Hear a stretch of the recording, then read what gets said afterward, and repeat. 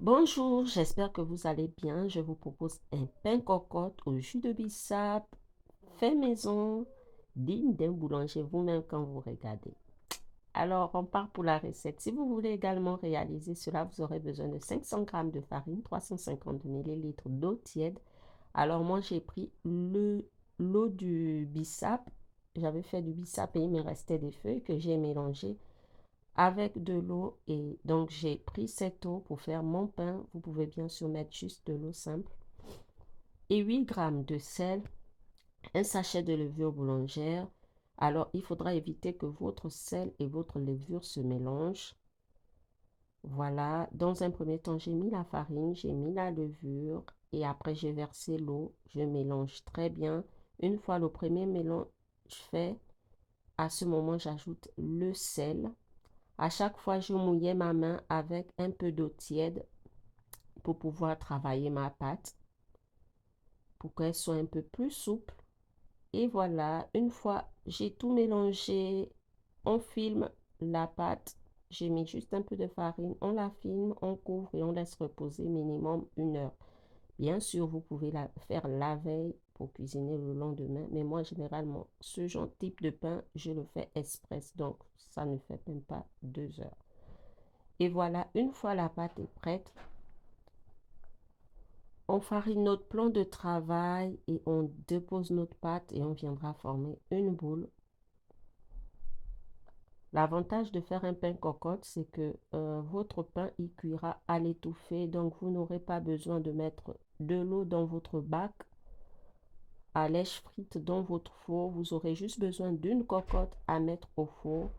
Voilà, j'ai fariné un peu mon pain, on forme une boule et par la suite, on viendra couvrir cette boule. Je préchauffe mon four à 240 degrés et je place également ma cocotte à l'intérieur avec son couvercle, de telle sorte qu'elle soit bien chaude au moment de disposer ma boule de pain.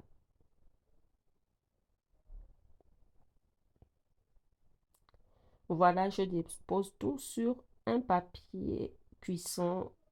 Moi, je farine très bien. En fait, c'est pour donner la couleur que vous avez vue sur mon pain blanche là.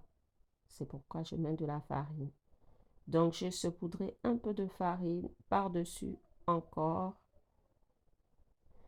Et je laisse reposer maxi 30 minutes, 20 minutes, ce sera déjà bon. Et une fois ma cocotte est bien chaude, je la fais sortir du four et je dépose ma pâte à l'intérieur. Et à l'aide d'une lame ou d'un couteau, on vient faire des entailles, comme vous voyez.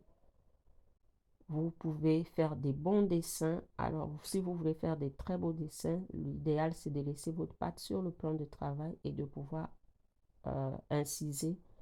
Si vous mettez dans la casserole, c'est un peu difficile. Alors, petite astuce, si vous voulez que votre pain lève très bien, vous mettez 2 bouts de glaçons dans votre cocotte derrière le papier cuisson et vous refermez. Ça va produire assez de chaleur et de buée dans votre casserole pour faciliter à votre pain de bien lever. Alors, ça part au four à 240 degrés pour 25 minutes avec le couvercle. Au bout de 25 minutes, on enlève le couvercle et on laisse cuire 15 minutes de plus pour le côté doré et croustillant. Regardez comment il a levé. N'est-il pas magnifique?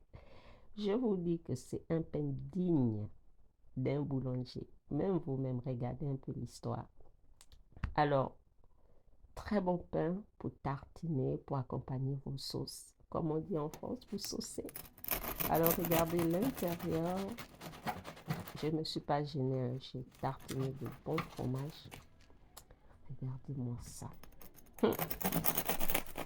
Bonne réalisation à vous si vous comptez refaire la recette. Bien sûr, avec cette recette, vous pouvez également faire des baguettes. Merci.